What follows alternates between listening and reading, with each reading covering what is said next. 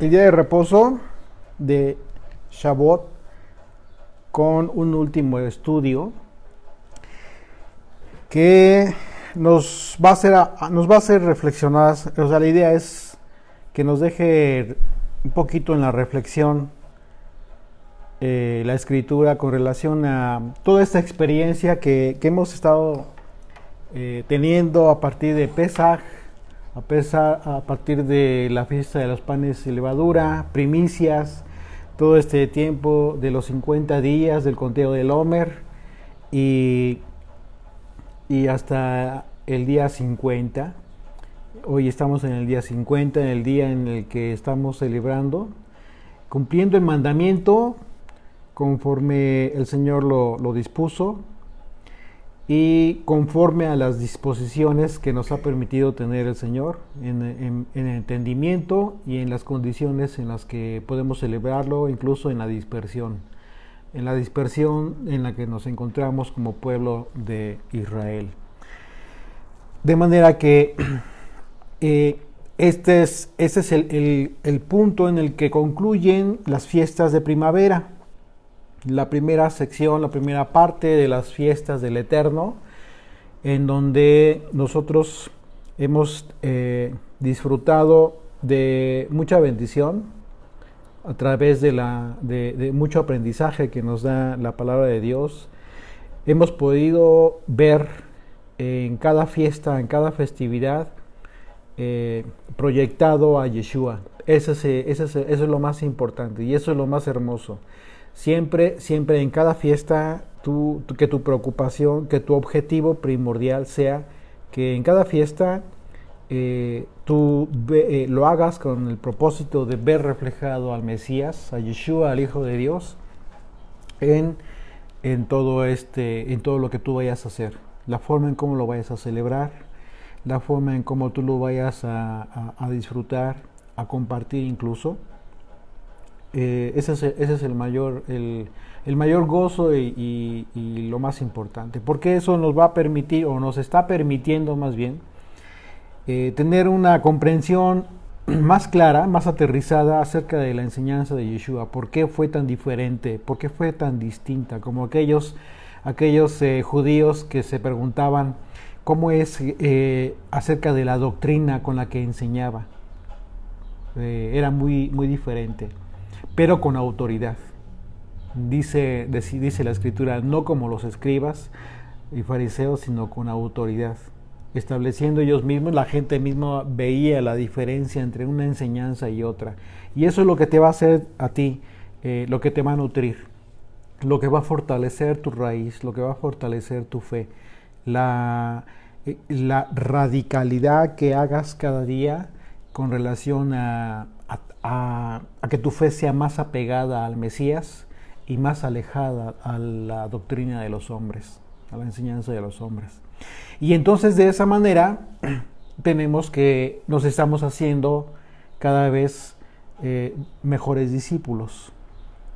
Ese es el propósito, que una vez que han llegado a nosotros las lluvias tempranas y que hemos dispuesto el corazón y el espíritu para recibir de estas aguas, que también tengamos la oportunidad de continuar fortaleciendo nuestra raíz, fortaleciendo nuestra fe en la doctrina del Mesías, en la enseñanza del Hijo de Dios. Y es así como entonces continuamos siendo fieles discípulos. Es decir, tenemos que tener una preparación, continuar con una preparación. No significa que por el hecho de que nos consideremos discípulos ya terminamos. No, todo lo contrario. Nuestro proceso de refinamiento, ¿verdad?, tiene que continuar. Entonces, tú tienes que preguntarte cuál es el propósito primordial que tú tienes como discípulo a partir de que has podido ver, a partir de que has podido proyectar a Yeshua en cada una de estas fiestas de primavera. Pesaj, panes sin levadura, primicias, Shavuot. y con todo el Homer. Ese es tu encuentro con Yeshua. Cada vez que el Señor te convocó a cada día de reposo en estas fiestas, en estas festividades, tu propósito fue tener un encuentro con Yeshua, un encuentro con Él. Entonces, pudimos entender, pudimos comprender incluso lo que representó la Tevilá, lo que representa el bautizo en el nombre de Yeshua. Habiendo entendido entonces que nuestro bautizo, con nuestra Tevilá, con una conciencia clara acerca de nuestra fe sustentada en el Mesías, tenemos que haberla comprendido como la sumersión en el momento de nuestra sumersión en las aguas, como la muerte con Él, en Yeshua. Y en el momento que nosotros salimos del agua, es una representación simbólica de que estamos resucitando en Él. Pero para que esto surta efecto de esta manera, tendríamos nosotros que tener presente y hacer conciencia de que este acto simbólico en aguas lo hicimos en su nombre. ¿Y qué significa en su nombre? Pues en sus atributos, en su misión, en su enseñanza, conforme a su enseñanza. Así es. Y obviamente que entonces cuando lo entendimos de esta manera, pues ya eso el asunto de haberlo hecho pues 7 veces y en un sentido alegórico, pues ya pasa a un segundo término. Hay quienes quieran continuar haciéndolo, pues bueno, lo importante es que hayan entendido que su Tevilá, que su bautizo, tuvo que haber sido de conversión, ¿sí? En su nombre. Y bajo ese entendimiento, pues ya habrá quienes consideren que pues les gusta continuar con esa práctica y en un sentido alegórico, pues bueno, ya vienen muchas ocasiones en donde puedes tú considerar que lo sigues haciendo en ese sentido, pero muy separado, muy aparte del fundamento del bautizo. ¿Ok? Bien. Entonces, una vez que estamos preparados ya y que has recibido las lluvias tempranas, entonces estás listo para hacer la sal de la tierra. ¿Okay? Un discípulo, por eso se caracteriza, un discípulo de Yeshua tiene que caracterizarse por entender perfectamente qué es, por qué el Señor dijo que seríamos sal a la tierra. ¿En qué contexto y en qué sentido nosotros tendríamos que comportarnos o dirigirnos en este viaje apasionante de la palabra de Dios y en el que nosotros deberíamos de considerar aspectos en donde incluso la prudencia es un elemento bien importante. Antiguamente la sal en la escritura, como lo vemos en todo el sistema sacrificial, todas las ofrendas tenían que tener un requisito. Las ofrendas tenían que contener sal. No, de hecho estaba prohibido que se llevara a cabo una ofrenda sin sal. La palabra brit en el hebreo significa pacto, ¿sí? Y es así como nosotros podemos entender que el pacto con el Eterno viene representando un pacto de sal, un pacto que si es de sal, entonces es un pacto que preserva, ¿ok? ¿Qué es lo que preserva? Si tú estás honrando el pacto con el Eterno, ¿qué es lo que va a preservar en ti? ¿Qué consideras que puede preservar en ti? ¿Le cuida de pecar?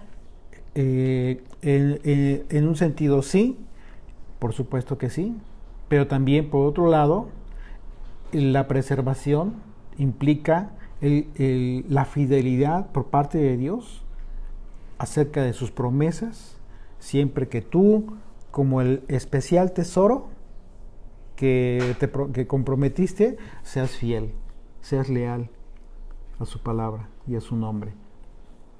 Entonces, de esta manera, podríamos considerar que los requisitos para que una ofrenda sea agradable al Padre, los vemos en Levítico. Acompáñenme en sus Biblias, por favor, a Levítico capítulo 2. Y vamos a ver el aspecto didáctico de la Torá, cómo nos enseña que efectivamente la sal tiene un propósito bien importante, didáctico y simbólico en ese momento, pero que cuando lo enseña Yeshua, entonces se transforma en algo bien importante en la vida de cada uno de nosotros. A partir del 11 al 13, Levítico 2, 11 al 13. Ninguna ofrenda que ofreceréis al Señor será con levadura, primera. ¿Por qué? Porque en un sentido, el aspecto simbólico de la levadura, ¿cuál es? La hipocresía, la falsedad. ¿Okay?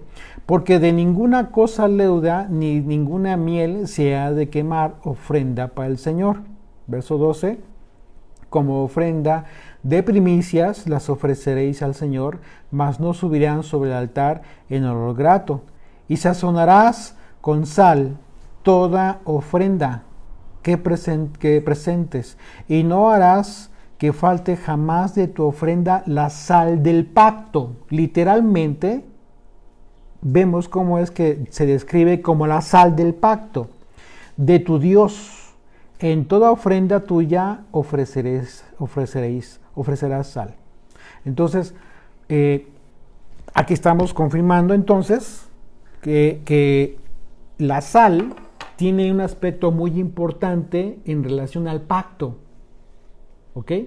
Si bien es cierto, era un aspecto didáctico y que eran ofrendas que se decían al Señor y que tenían que ser quemadas, etcétera, también debemos comprender esto como un aspecto bien importante en relación al propósito que tiene la sal. Si bien es cierto, se iba a quemar, iba a perecer todo lo que estuviera en holocausto, a nosotros nos dice algo muy claro esta expresión, la sal del pacto de tu Dios. Tiene que ver con la preservación, precisamente, de la promesa del Eterno. La promesa, ¿cuál promesa? La promesa que Él nos dio en Éxodo capítulo 19. Ustedes serán mi especial tesoro si aceptan, si honran mi pacto. ¿Ok? El pacto de sal simboliza el compromiso de Dios de cumplir su palabra y sus promesas, mientras el sacerdote, por su parte, se comprometía a consagrarse solamente al Señor. Más delante de Dios ofreció a su propio Hijo. El Señor ofreció a su propio Hijo, ¿sí?, para limpiar nuestros pecados, los pecados del mundo, y así ese pacto lo selló con su sangre preciosa. ¿Ok? Entonces, nosotros podemos ver en ese momento del sacrificio de Yeshua que la sal está representada precisamente por la promesa de Dios a través del Hijo, a través de su sacrificio. Es decir, en la muerte del Hijo, la muerte de Yeshua, nos está preservando a Israel de la muerte. ¿Ok? De manera que es esta la sangre del nuevo pacto de la que habló Yeshua, y la sal que preserva al nuevo pacto, ¿cuál es? ¿Qué vendría siendo? Para un discípulo, el Evangelio. ¿Ok? En un sentido, es el Evangelio. Es decir, el buen mensaje que fue entregado desde el Sinaí y confirmado por Yeshua, ya que en su palabra, cuando Yeshua habló, ¿sí?, Cada palabra que él emitió preserva. Y al momento de él hablar, ¿qué fue lo que dijo con relación a todo lo que él enseñaba? Esta palabra que yo les doy no es mía, sino de mi Padre, que me las dio para que se las diera. Entonces es la misma palabra de la que habló el profeta Isaías cuando dijo, acerca de la palabra que dijo, que no pasaría. El cielo y la tierra. ¿Cómo? El cielo y la tierra. Porque su palabra permanecería para siempre. Así es. El cielo y la tierra pasarán, mas su palabra permanecerá para siempre. Ok. Por lo tanto, la palabra de Dios es la sal que preserva las promesas de Dios. Eso nos tiene que quedar muy claro. Obviamente, tienes que ligarlo con el aspecto del pacto, la honra que tú le das al pacto. ¿Ok? Cuando Yeshua dice que somos la sal de la tierra, deja muy claro que sus discípulos tenemos la misma función que esa sal. Esta sal de la que ya estamos hablando, es decir, que nos conservemos, que preservemos, que nos guardemos. ¿Y cómo es que nos vamos a conservar? ¿Cómo es que nos vamos a preservar como sus discípulos? Pues andando en el camino que Él nos enseñó.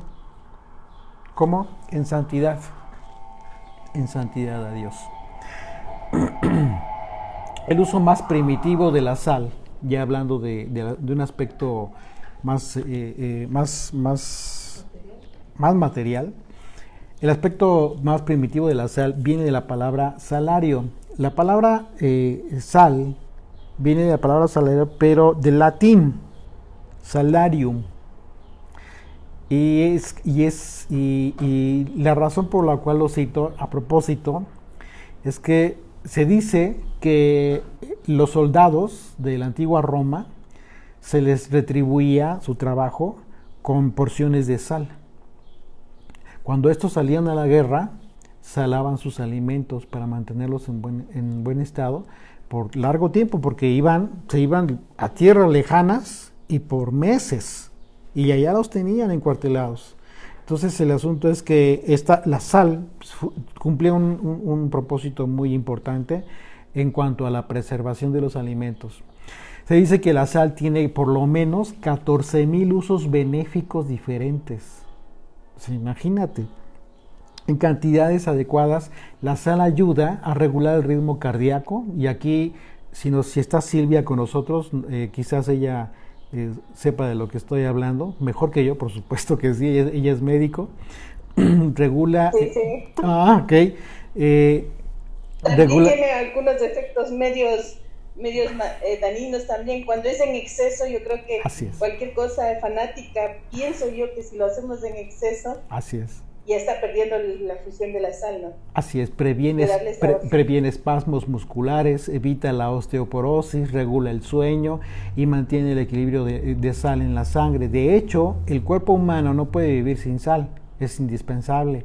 Sin embargo, el exceso, como bien dice Silvia, en la ingesta de la sal produce males como la hipertensión. Fíjate qué importante es cuidar de no estar ingestando sal de más. Ya ves que luego te digo que no pongas sal a la comida. Yeshua les dijo a sus discípulos: vosotros sois la sal de la tierra. Tal cual. Esto quiere decir que esto está relacionado, vinculado muy claramente con el tema que hemos estado hablando acerca del nuevo nacimiento. El ser humano ya tiene la capacidad y la cualidad de sazonar. ¿Ok? Sí, hay que entender esto. ¿En qué sentido lo tenemos que asimilar?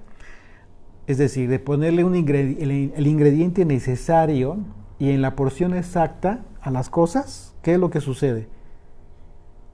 Te saben agradables, la comida te sabe agradable, pero si te falta sal, pues ya no te sabe bien. O si te pasas, pues también incluso hasta te puede hacer daño. Una persona no podrá llegar a ser un buen discípulo sino hasta que aprenda a ser sal de la tierra, sal a la tierra. ¿Ok? La palabra sal en el griego es la palabra halas. Fíjate qué importante es esto. Y se traduce como la palabra prudencia. Halas en el griego es la palabra prudencia. Y hals, hals, que también es una palabra de la cual deriva, a su vez deriva de la palabra griega hal, más bien es hal, que significa palabra en ese sentido, en ese contexto. De manera que la comprensión de la palabra sal más completa, por decirlo así, como la podemos entender, es en el contexto que Yeshua nos la enseña y tiene que ver con la palabra prudente. Mateo capítulo 5, 6 y 7 nos hablan acerca del monte del sermón, el sermón del monte, ¿sí? ¿Y qué es lo que el Señor enseña en el sermón del monte? A los discípulos, está la multitud y Él sube al monte y vienen a Él sus discípulos y es cuando comienza a darles la enseñanza del monte. Y en este momento es cuando comienza a darles principios básicos de un discípulo, acerca de las bienaventuranzas, por ejemplo. Todas las bienaventuranzas son importantes, incluso las estudiamos en su momento, Mateo capítulo 5. Y en toda esa enseñanza va involucrada la palabra prudente. Así que la sal es en un sentido literal y práctico, es el condimento, que en un aspecto simbólico, el maestro lo enseñó como la palabra, es decir, el evangelio, que es dada en forma prudente. Tú vas a ser un buen discípulo cuando aprendas a compartir el evangelio, pero de una forma prudente. Es decir, más que sabor, ¿sí? Más que ponerle sabor al evangelio, realmente más aterrizado, tienes que aprender a compartir el evangelio, pero de una forma prudente. ¿Qué significa esto? Que tienes que saber en qué momento puedes compartir la palabra de Dios. Tienes que saber a quién le puedes compartir la palabra de Dios. No a cualquier persona, ni en cualquier momento. Puede ser incluso peligroso para ti. Riesgoso, ¿en qué sentido? Pues te puedes llevar una desilusión, puedes llevarte una grosería, etcétera. Puedes maltratarte. Cuando tu intención es buena, no significa que por el hecho de ser una buena intención, quepa donde sea y a la hora que sea, no, hay que tener mucho cuidado. La prudencia nos llama a eso. Entonces, hay que saber en qué momento hablar la palabra, hay que saber a qué persona en un momento dado poderla compartir, ¿sí? Y hay que saber también cómo compartirla. Muchas veces cometemos el error de ser como que muy duros en ocasiones. Hay ocasiones en que ya no te puedes hacer para un lado porque la misma escritura te lleva al pasaje o estás estudiando en el contexto de un pasaje en el que el mensaje es muy duro. Y bueno, por ejemplo, ayer una de las invitadas que tuvimos aquí en casa, hubo un pasaje así que citamos y la expresión de ella dijo, hijo, qué duro. Obviamente no fue para ella, porque estábamos hablando de un tema general, pero sí la expresión de ella fue así, qué duro. Claro, lo que hice fue traer la Biblia y leer la Biblia, literalmente, porque muchas veces cuando se te ocurre en temas así difíciles, se te ocurre parafrasear y no teniendo la Biblia en la mano, corres el riesgo de que la gente, cuando en ocasiones pues no conoce la Biblia, piense que tú lo estás diciendo por alguna situación que a lo mejor una indirecta o algo. No es así. Y el consejo en estos casos, el consejo más prudente pues es trae tu Biblia y léela directamente, porque entonces de esa manera la persona va a entender que tú simplemente te estás refiriendo a la Escritura. Entonces sí, en ocasiones la Escritura da directo y bueno, en esos casos ya no hay más que hacer, más que simple y sencillamente tratar de sazonar, tratar de aligerar la dureza de la Escritura, pero no diluir. Ese es otro aspecto bien importante. Muchas veces se confunde y ahí yo no estoy de acuerdo. Yo no estoy de acuerdo porque muchas personas prefieren compartir un mensaje en el cual pretenden incluso dar una interpretación equivocada a la propia escritura con tal de que no se escuche muy duro. Lo siento, pero eso no es correcto. Cuando la escritura te está llevando a un pasaje en donde el Señor está hablando con dureza, es Él el que lo hace, no tú. No tú. Y lo único que tienes que hacer es simple y sencillamente leerlo y entender en contexto lo que está diciendo. Por ejemplo, muy común, los profetas. El reclamo de Dios ante la infidelidad de Israel y Judá. O sea, incluso en ocasiones son palabras tan duras que sí, la gente que no lo conoce o no conoce el contexto, pues de repente pudieran ofenderse. Entonces hay que tener mucho cuidado. Otro aspecto en el cual tú debes, como discípulo, aprender a compartir el Evangelio es, tienes que primeramente discernir en qué condición se encuentra la persona con la que tú estás hablando. Porque pudiera ser que es una persona que apenas está queriendo aprender a conocer la Escritura. Y de repente pues, vas a querer comenzar si tú le quieres compartir aspectos muy profundos, aspectos que incluso apenas estás tú comprendiendo, pues como que es injusto. Es injusto incluso, fíjate, a grado tal de que pudieras tú llegar a hacer poner tropiezo a un ciego. La Torá habla de este tema, acerca de la prohibición que Dios pone para poner tropiezo a un ciego. Y nosotros tendremos que tener mucho cuidado en eso. Primeramente discernir, tratar de ver con qué persona estamos hablando, platicando, o compartirle la palabra. Y en ese sentido tratar de compartirle lo que pudieras digerir, ¿no? Y que de repente pues no la espantes, no se desanime, ¿no? Porque considere que es difícil. Por ejemplo, ustedes como estudiantes de repente nos han tenido la confianza para comentarnos incluso en las charlas, ¿no?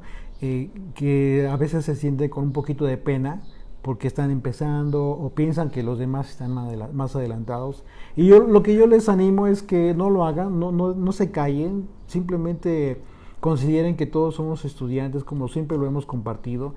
Unos van más adelante, otros van más atrás, pero a fin de cuentas todos estudiantes. Pero no te prives cuando tienes la oportunidad de expresar alguna duda o lo que tú estás entendiendo, etcétera, pues hazlo con toda la letra. Tenemos esta gran ventaja. Y bueno, esa es una de las responsabilidades que tenemos como discípulos. Haces que la sal es un elemento, en un sentido literal y práctico, es un condimento, pero que en un aspecto simbólico, como lo enseñó el maestro, representa la palabra de Dios, el Evangelio, que es compartida de una forma prudente. Por otro lado, y en un sentido más amplio, en diversos contextos a nivel de la Escritura, podemos comprender esta prudencia como cautela, lo que yo les comentaba, tienes que tener cuidado, ¿sí? Moderación, de repente, si la palabra es dura, pues no le pongas más dureza. O sea, modérate, ¿sí? Hay que tener un equilibrio. O sea, y el equilibrio no implica diluir la palabra, no. La palabra es tal cual, es tu responsabilidad conservarla, presérvala tal cual. El Evangelio no va a cambiar jamás. Y tú no estás para eso, no estás para negociar los mandamientos, porque muchas veces nos preguntan, ¿y podemos hacer esto? ¿Podemos hacer aquello? Pues bueno, no nos pregunten, la Escritura es muy clara, nosotros no damos concesiones, y nosotros quiénes somos para decir, puedes o no hacer esto. La Escritura dice esto y es lo que yo te comparto. Pero no te debes tú como discípulo, no jamás te pongas en la posición de poder negociar el mandamiento, la voluntad del Eterno. Eso es innegociable. Ahí sí no podemos hacer absolutamente nada.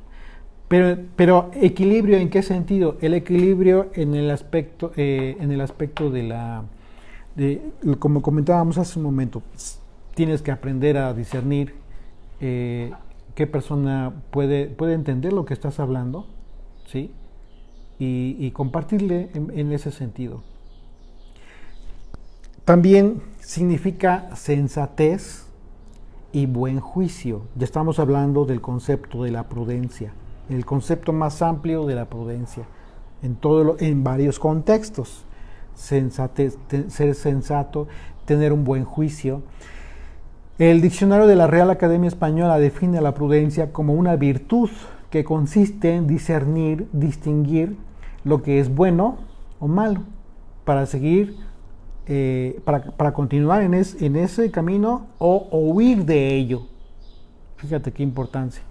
Y por ejemplo, en ese sentido, el apóstol Pablo habla de un tema bien importante cuando muchas personas sienten o se consideran que tienen la capacidad para manejar determinadas circunstancias. Uno de los aspectos que tú y yo como discípulos no debemos confiarnos en que podemos manejar es el aspecto espiritual. Ay, sí está caliente. Y el aspecto espiritual es fundamental entenderlo, pero también tener mucho cuidado de no pecar de confiados, de insensatos. Y por eso lo estoy citando. Acompáñame a 1 Corintios, por favor. 1 Corintios, capítulo 10.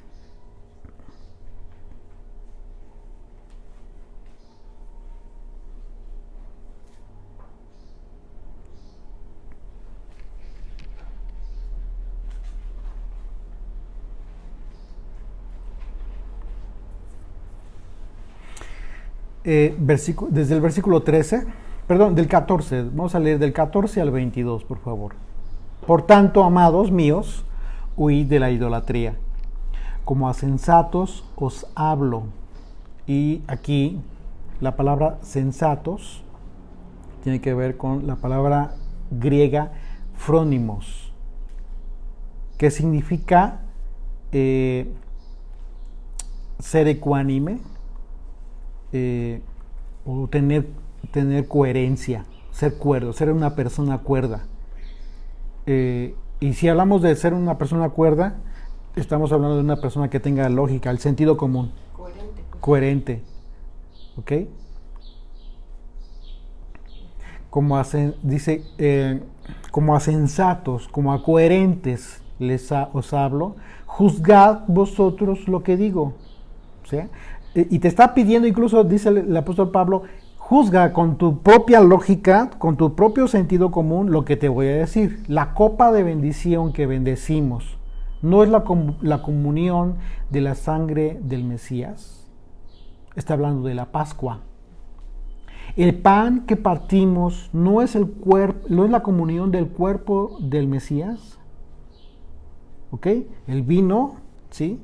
La sangre del Señor, el cuerpo, el pan sin leudar, de la matzá, justo en Pesaj, verso 17, siendo uno solo el pan, nosotros, con ser muchos, somos un cuerpo, pues todos participamos de aquel mismo pan. Es decir, cuando partimos el pan, la matzá, en la Pascua, lo que hacemos es compartir el cuerpo del Señor como iglesia que somos. Y somos parte de Él, nos hacemos parte de Él. De ahí entonces la importancia de discernir la sangre y el cuerpo del Señor. Y entonces dice, mirad a Israel según la carne. Los que comen de los sacrificios no son partícipes del altar. ¿Qué digo pues?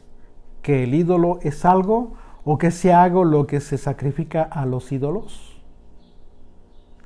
Antes digo que lo que los gentiles sacrifican, a los demonios lo sacrifican y no a Dios. ¿De qué está hablando el apóstol Pablo? Una cosa es el aspecto físico con el cual tú puedes lidiar. Por supuesto, tú puedes lidiar con el aspecto físico de la idolatría.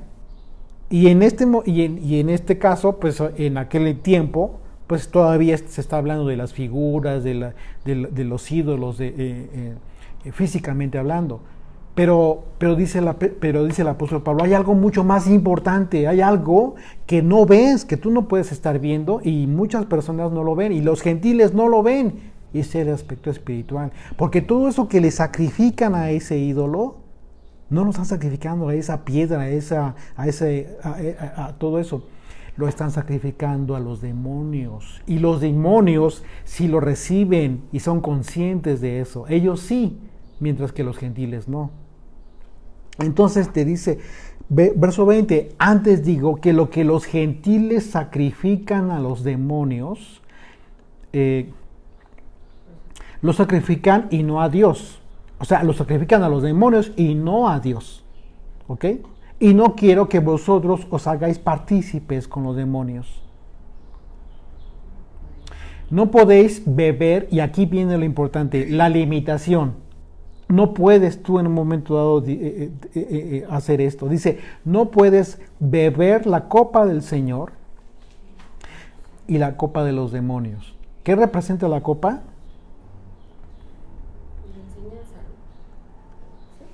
La copa está hablando de la sangre del Señor, que tiene que ver lo que te salva, ¿ok? La redención. Yom Kippur, recordemos Yom Kippur, que es lo que salva, la sangre del Cordero. ¿Qué es lo que empieza en Egipto? ¿Qué fue lo que salvó a Israel? La sangre del Cordero.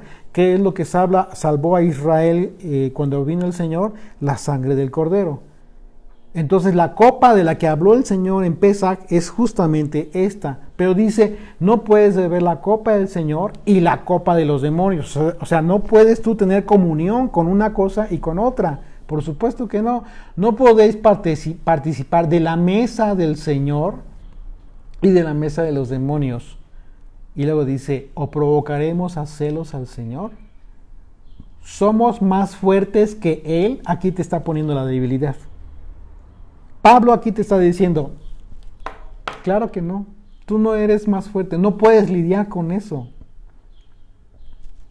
Entonces, por eso empieza su discurso en este contexto diciendo, huid de la idolatría, huye de la idolatría, sé prudente, ¿sí? Ten el sentido de la lógica.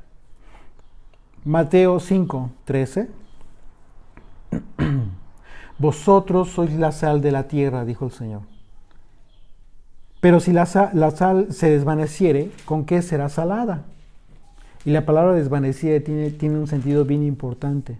No sirve más para nada, sino para ser echada fuera y hollada por los hombres. Marcos 9:50. Buena es la sal, mas si la sal se hace insípida, ¿con qué la sazonaréis? Tened sal en vosotros mismos y tened paz los unos con los otros. Ya te estás dando cuenta, en el contexto de Marcos, te está diciendo el Señor, ten una prudencia a grado tal de que te lleves bien con los demás. Lucas 14:34 y 35. Buena es la sal, mas si la sal se hiciera insípida, ¿con qué la sazonará? ¿Con qué se sazonará? Ni para la tierra, ni para el muladar es útil. La arrojan fuera, el que tiene oídos para oír, oiga. Santiago capítulo 3, y acompáñenme a leer a partir del versículo 5, por favor. Así también la lengua es un miembro pequeño, pero se jacta de grandes cosas. He aquí cuán grande bosque enciende un pequeño fuego. Y la lengua es un fuego, un mundo de maldad. La lengua está puesta entre nuestros miembros y contamina todo el cuerpo, inflama la rueda de la creación y ella misma es inflamada por el infierno. Fíjense la profundidad de Santiago, de Jacob, cómo está hablando del tema de la lengua, que tiene, por supuesto, todo que ver con la prudencia. ¿En qué momento tú debes de frenar tu boca? Verso 7. Porque toda naturaleza de bestias y de aves y de serpientes y de seres del mar se doma y ha sido domada por la naturaleza humana. Pero ningún hombre puede domar la lengua, que es un mal que no puede ser refrenado, llena de veneno mortal. Con ella bendecimos a Dios y Padre, y con ella maldecimos a los hombres, que están hechos a la semejanza de Dios. De una misma boca procede bendición y maldición. Hermanos míos, esto no debe ser así. ¿Acaso alguna fuente hecha por una misma abertura agua dulce y amarga? Hermanos míos, ¿puede acaso la higuera producir aceitunas o la vid higos? Así también ninguna fuente puede dar agua salada y dulce al mismo tiempo. Entonces, el asunto de dar sabor a la comida tiene que ver con que la gente encuentre sentido, el sentido de la vida a través de tu testimonio como discípulo. Es decir, cuando habla de la tierra, el Señor se está refiriendo a todo el mundo, a todas las naciones, a cualquier persona que en un momento dado con quien tú puedas compartir o tener comunión o contacto. Tú tienes la oportunidad o tienes el mandamiento, de acuerdo a las palabras de Yeshua, de ser sal, aprender a ser sal. ¿Okay? Por lo tanto, el vínculo del pacto que ofrece Dios, el pacto de sal, para el que quiera ser parte de la esposa, parte de la iglesia, ¿qué es?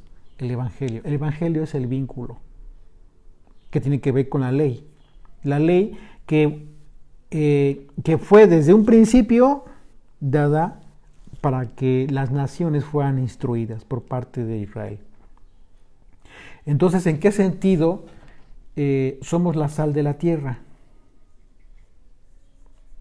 Una vez más, Yeshua ha dicho que sus discípulos hacen lo mismo que la sal. ¿Qué hace la sal? Conservar, guardar, preservar, ¿sí? Las cualidades aplicadas en este caso a las verdades eternas que se nos han depositado. El Evangelio. Esta afirmación implica también que un verdadero discípulo no se mancha, no se ensucia, no se diluye con actitudes fraudulentas. ¿En qué sentido? Actitudes fraudulentas, actitudes de engaño, actitudes que tengan como propósito un fin deshonesto, no íntegro. ¿Sí? No se debe diluir las verdades del Evangelio. Necesitamos la medida exacta de la palabra de Dios.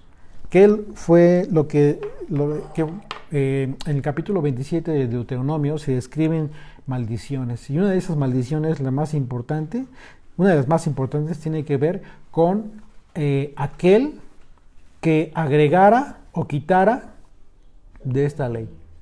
Maldito todo aquel que agregue o quite de esta ley. Y también el Apocalipsis nos habla del tema. Habla también de ese tema. Entonces, el Evangelio está en ese sentido simbólico de la sal, está muy ligado a la sal, al propósito de la sal, que preserva y preserva para vida. Obviamente, cuando esa sal está haciendo la función de sazonar correctamente, ¿sí?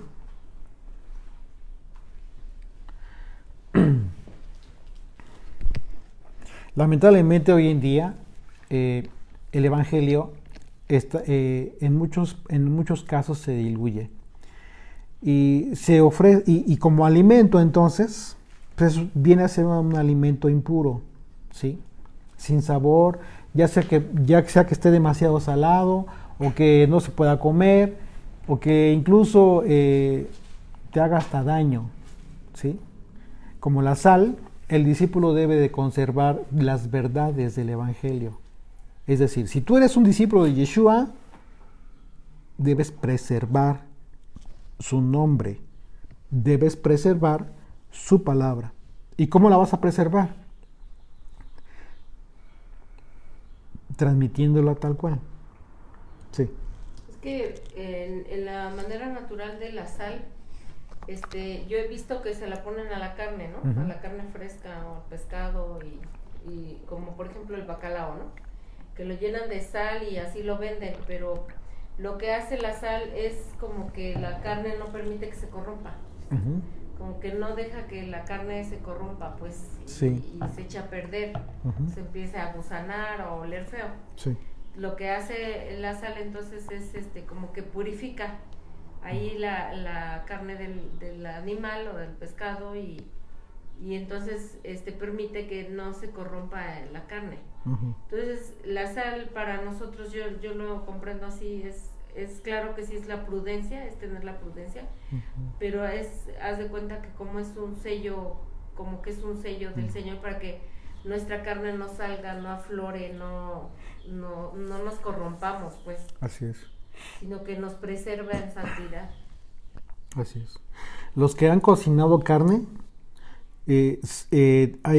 seguramente conocen el término, seguramente Osvaldo sabe, allá en Argentina sabe de este tema, muy buenos cortes. Cuando se sella la carne, tiene que ver con un tiempo determinado en el que tú pones a cocinar la carne y sellas esa parte de la carne y la giras.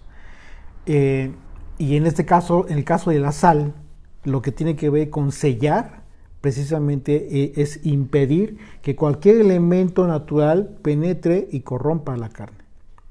Entonces, esto que acabas de mencionar es bien importante porque entonces tú como discípulo, la función que tú tienes como discípulo es cuidar que el evangelio al evangelio no se le incruste ningún elemento que lo contamine y que a final de cuentas sea un falso evangelio, como lo expresó el apóstol Pablo. La importancia de que aprendamos a discernir la profundidad y la cualidad de la sal, que tiene que ver con la prudencia. Y es que un verdadero discípulo no busca, en su caso, la gratitud ni el reconocimiento de las personas. Y eso es bien importante. Cuando nosotros buscamos que el evangelio se transmita de forma clara, una de las características más importantes y en automático es que el discípulo o aquella persona que transmite el evangelio no está esperando y por supuesto que no tiene ningún tipo de expectativas con relación a la gente. Porque cuando el discípulo tiene alguna expectativa de las personas, se encuentra en gran riesgo de contaminar el alimento. Deja de ser sal, deja de preservar el evangelio. Fíjate qué importante es. Entonces, por esa razón, tu función como discípulo es esa. Es tener la prudencia, sí, pero tener la responsabilidad para compartir el evangelio de forma clara, de forma pura y de forma verdadera. El evangelio verdadero. Marcos 9, 33 y 35, lo voy a leer nuevamente. Bueno, esa cita no la hemos leído. Acompáñenme a Marcos 9, vamos a leer del 33 al 35. Dice, y llegó a Capernaum, y cuando estuvo en casa Yeshua les preguntó a los discípulos, ¿qué disputabais entre vosotros en el camino? Porque los escuchó que estaban discutiendo. Mas ellos callaron, como mis hijos, ¿no? Les preguntas, a ver, ¿de qué estaban peleando hace rato? Escuché mucho ruido. Y todos callados. Nadie dice nada. Igual los discípulos estaban como niños, todos se quedaron callados, porque en el camino habían disputado entre sí quién había de ser el mayor. ¿Ok? Fíjense. Entonces, Yeshua, se sentó y llamó a los 12 y les dijo, si alguno quiere ser el primero, será el postrero. La palabra postrero en el griego es la palabra eschatos, que significa el último, tal cual, y en en último lugar, el que está más lejos.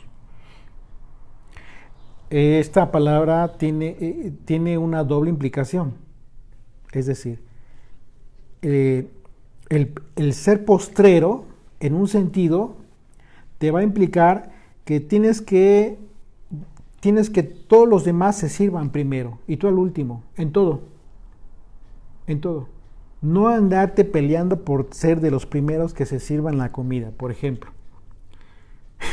Sí, o sea, no, eso no está bien. Tienes que permitir que todos se sirvan y que en un momento, pues a ver si alcanzas.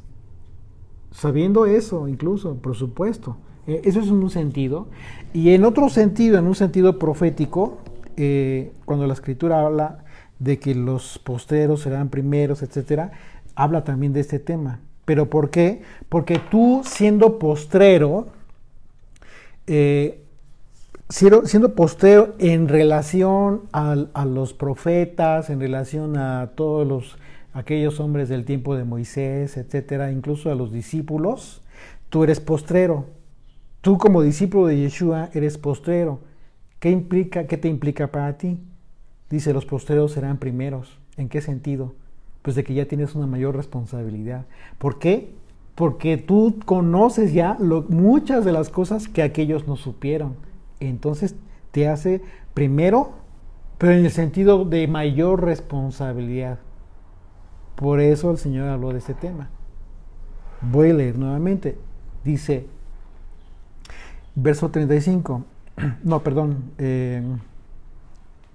35. Entonces él se sentó y llamó a los 12 y les dijo, si alguno quiere ser el primero, será el postrero de todos. Y será el postrero de todos y el servidor de todos. ¿Ya se dieron cuenta? Por causa de ser el postrero, ¿sí? Por causa de querer ser el primero, vas a tener que servirle a todos. Pero tienes que entender en qué sentido. ¿Por qué? ¿Quién en su cabal sentido, en sus cabales, en su lógica, quién va a querer ser último? ¿Quién va a querer a propósito ser el último? Pues nadie. Está ahí lo sobrenatural del llamado de un discípulo. Aquí entra ya un aspecto que está fuera de tu alcance y de mi alcance. ¿Por qué? Porque por causas sobrenaturales que no alcanza a comprender tu mente, vas a estar dispuesto a estar al final, a servirle a todos, a incluso no pretender absolutamente que te estén sirviendo o apoyando, que no pretendas que te estén ayudando en algo. Por supuesto que no. Al contrario, con lo que puedas, con los recursos que tengas, vas a servir. Si tú lo haces así, pero de una forma natural y con gozo y con pasión, está ahí un llamado fidedigno. Un llamado para llevar el Evangelio de una forma diferente a cualquiera que todos podemos hacerlo. Compartir en una charla ocasional, la palabra de Dios, etc. Pero algo diferente sucede cuando haces el trabajo de estos 12. Cuando viene por un llamado fidedigno. Comienzan a surgir cosas sobrenaturales, algo diferente. Y todo por causa de que no esperas absolutamente nada. No tienes ningún tipo de expectativas con relación a las personas a quienes tú vas a servirles. Porque incluso puede ser que seas consciente de que ni las gracias te den cuando tú sirves, pero tú ya entendiste de antemano, que eso va a suceder, pero ya entendiste que no lo haces solamente ni por ti ni por esa persona, sino porque sabes que quizás sea una oveja y estás llamado a eso. Entonces, la enseñanza de Yeshua para sus discípulos en ese sentido es esa. De manera que los conceptos adheridos a tu persona como discípulo, si te consideras un discípulo, son los siguientes. El primero, tal cual discípulo, es el más elemental. El más elemental tiene que ser como discípulo, es decir, tienes que constituirte como un aprendiz. un alumno, un estudiante de Yeshua, un talmid de Yeshua. Y como talmid de Yeshua, tienes que estar dispuesto a recibir su enseñanza. ¿Ok? Entonces, otro concepto que va a estar, que pudiera ya, depende de si es que tienes el llamado a tu persona, es hacer un siervo. La palabra siervo en el griego, en el hebreo, perdón, es la palabra ebed, que significa incluso un jornalero o un esclavo. Si tú te das cuenta, el concepto te va llevando más abajo. Sí, una cosa. más arriba. ¿Perdón? En lugar de más arriba. Es lugar más arriba, más abajo. Ok, primero empiezas como discípulo, ¿no? Como estudiante y aquellos que pretenden ser mejor, o sea, ok, al rato vas a ser anciano gobernante. No, realmente es todo lo contrario. ¿Por qué? Porque resulta que la palabra siervo, ya cuando te constituyes en siervo, te lleva más abajo, en humildad. Y entonces te constituyes como un esclavo, como un siervo, tal cual, un sirviente, un criado. Mateo 23, del 8 al 12. Acompáñenme, por favor, en sus Biblias. Mateo 23, del 8 al 12. Pero vosotros no querráis que os llamen rabí, porque uno es vuestro maestro, el Mesías. Y todos vosotros sois hermanos. ¿Se acuerdan de lo que hemos estado platicando? Todos somos iguales, todos somos discípulos, no hay uno más que otro. Verso 9, y no llaméis Padre vuestro a nadie en la tierra, porque uno es vuestro Padre, el que está en los cielos. Hay un concepto que me gustaría abordar aquí muy brevemente, el tema del Padre espiritual. Seguramente algunos de ustedes lo han considerado, lo han mencionado o lo han escuchado. Sin embargo, aquí estamos recibiendo una enseñanza del maestro muy clara, muy específica con relación a que tú consideres padre espiritual a alguien más.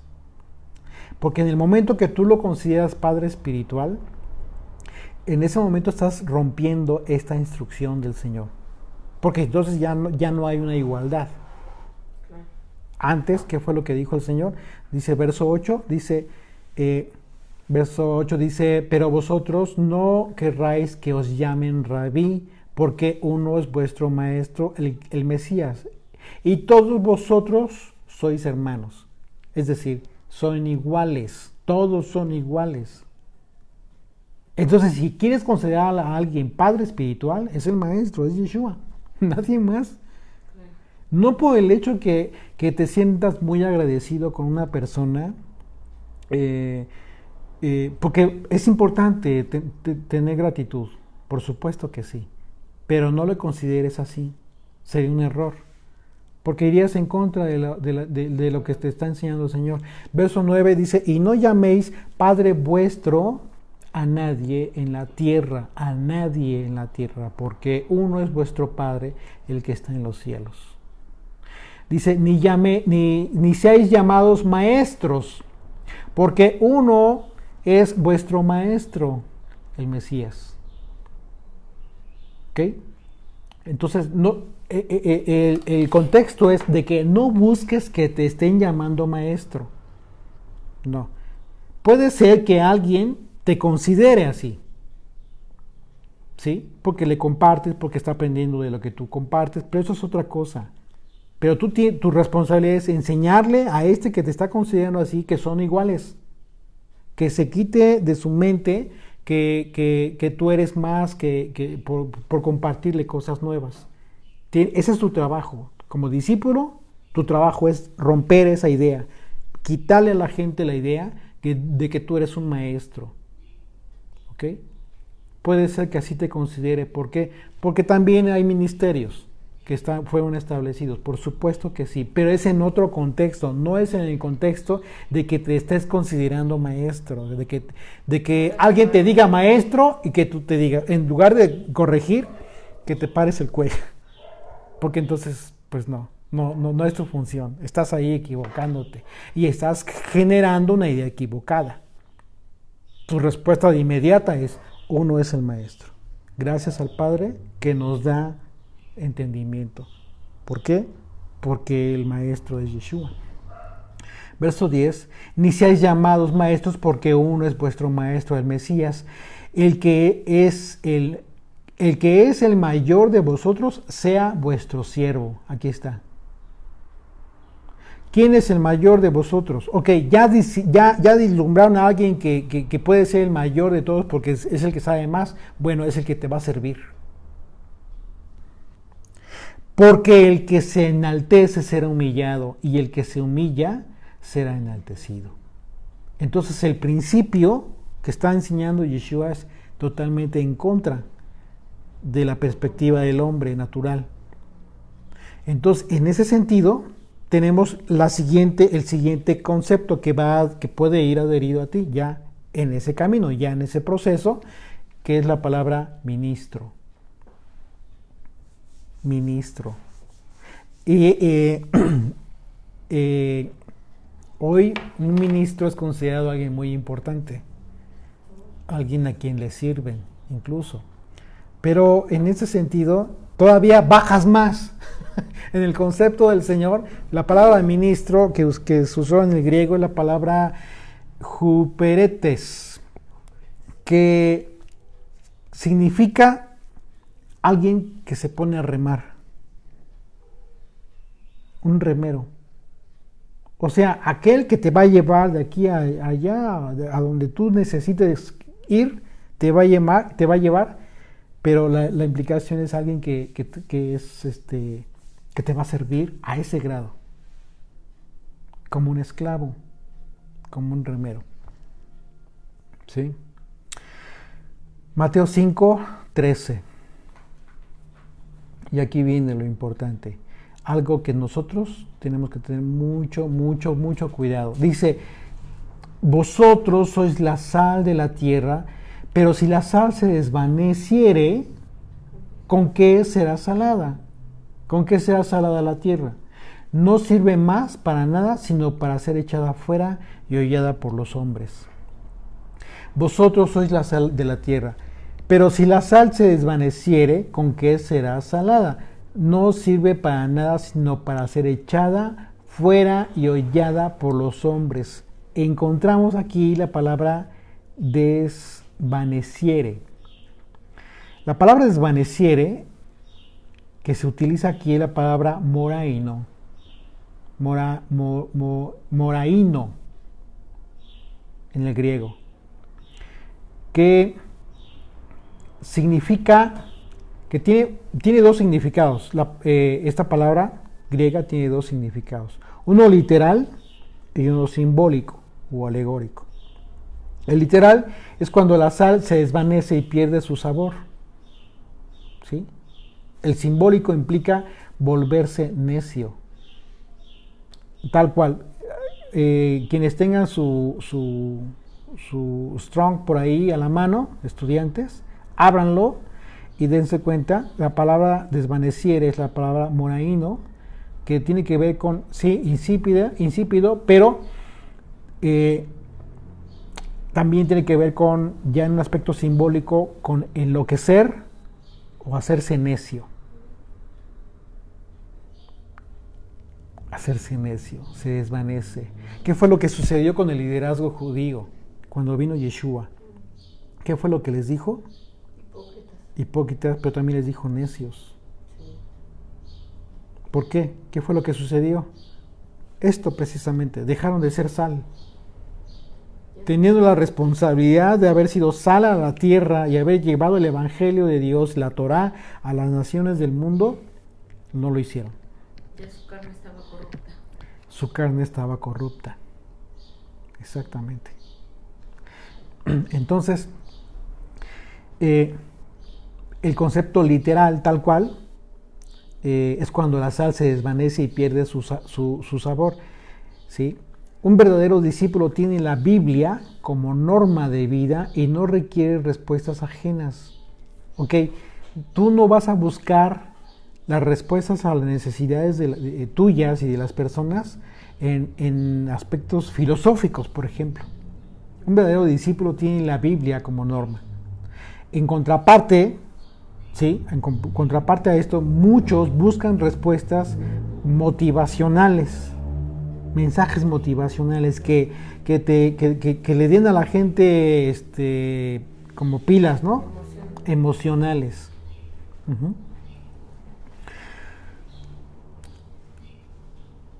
Y normalmente esto sucede en las gentes que están como que muy enfocadas en el aspecto de la mente, en la mente de las personas. Pero lo único que lo están manifestando estas personas es una falta de sal. Algo que verdaderamente tiene que ver con el verdadero sazón. Entonces, tu máximo propósito como discípulo, ¿cuál es? Ser sal. Así es. Primera de Timoteo. Vamos a Primera de Timoteo. Capítulo 6, por favor.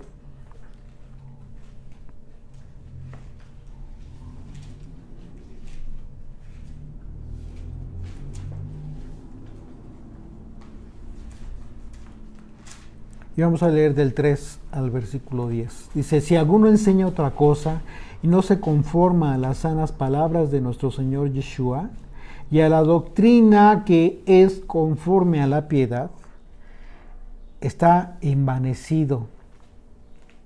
Nada sabe y delira acerca de las cuestiones y contiendas de palabras, de las cuales nacen envidias, pleitos, blasfemias, malas sospechas, disputas necias, otra vez la palabra necios, de hombres corruptos de entendimiento y privados de la verdad, que toman la piedad como fuente de ganancia.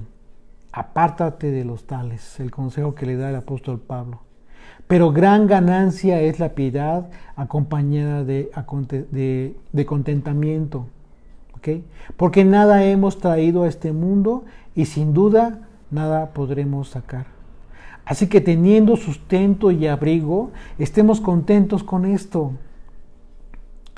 Porque los que quieren enriquecerse caen en tentación y lazo, y en muchas codicias necias y dañosas que hunden a los hombres en destrucción y perdición. Porque raíz de todos los males es el amor al dinero, el cual codiciando algunos se extraviaron de la fe, de la fidelidad del Evangelio, y fueron traspasados de muchos dolores. La sal entonces se echa a perder. De acuerdo al concepto de desvanecer, pues la sal sí se puede echar a perder. ¿Ok? En un aspecto muy práctico, por ejemplo, en el Israel de la antigüedad, la sal era traída desde el Mar Muerto. Fíjense qué interesante. Pero había una sal que al contacto con estos productos, con productos naturales, a la intemperie, se hacía amarga. Esa sal se hacía amarga y ya no servía. Esa sal era distinguida fácilmente por los comerciantes, quienes la separaban. Pues ya no servía para el consumo humano. Esa sal se esparcía en las orillas de los caminos para matar a las hierbas que estorbaban el paso. Esto es la sal para muerte. Fíjate qué importante. Yo no conocía de ese tema de la sal que era para muerte, que la sal que se echa a perder, que se amarga. O sea, su sabor es tan poderoso y tan fuerte que mata a una hierba. Imagínate, el Evangelio que muchos predican hoy ha perdido ese sabor, porque precisamente tales creyentes han perdido su sabor. Tales discípulos, tales aquellas personas que se dicen creyentes y que comparten el Evangelio, lo que han hecho es perder su sabor por causa de haber diluido o haber contaminado el Evangelio. Y su sal, entonces, la sal que ellos están repartiendo es preservación, pero para la muerte. Y esto entonces te lleva en la mente a la profecía de los huesos secos.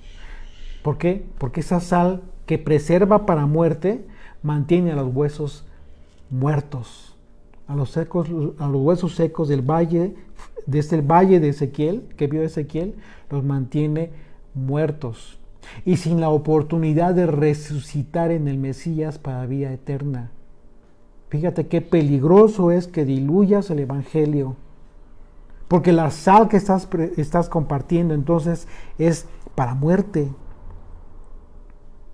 De manera que entonces la invitación es para que no seas sal para muerte, sino que seas sal para preservación de vida y vida eterna. A los discípulos del Señor nos corresponde entonces guardar la sal del verdadero evangelio.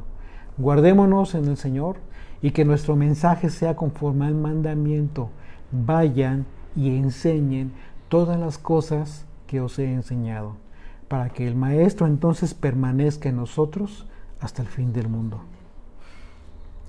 Bendito Rey, gracias por este tiempo de estudio, Señor. Gracias por cada pequeño detalle que nos enseñas en cada sesión, en cada comunión, en cada vez que venimos y buscamos de ti, Señor.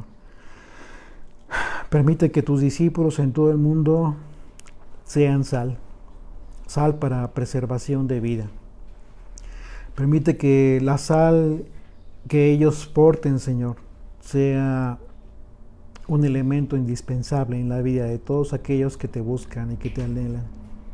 No permitas, Señor, de ninguna manera permitas, Padre Santo, que aquellas ovejas que están tiernas y que están queriendo buscarte, Señor, se encuentren con esta sal que es para muerte. Apártalos de esos caminos, Señor, y presérvalos, guárdales, y haz que todos tus siervos en todo el mundo, aquellos siervos honestos y fieles a tu palabra, repartan esta sal, este evangelio. Que aprendamos, Señor, a ser sal en esta tierra, a fin de que tengamos la oportunidad, hermosa oportunidad, de poder brindar sazón, un buen sazón, Señor, a la vida de otras personas.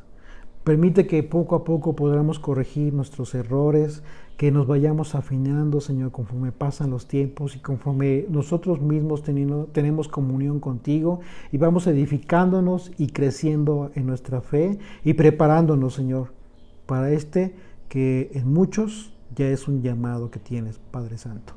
Gracias por esta bendición y por esta promesa de tu pacto. En el nombre de Yeshua. Amén. Amén.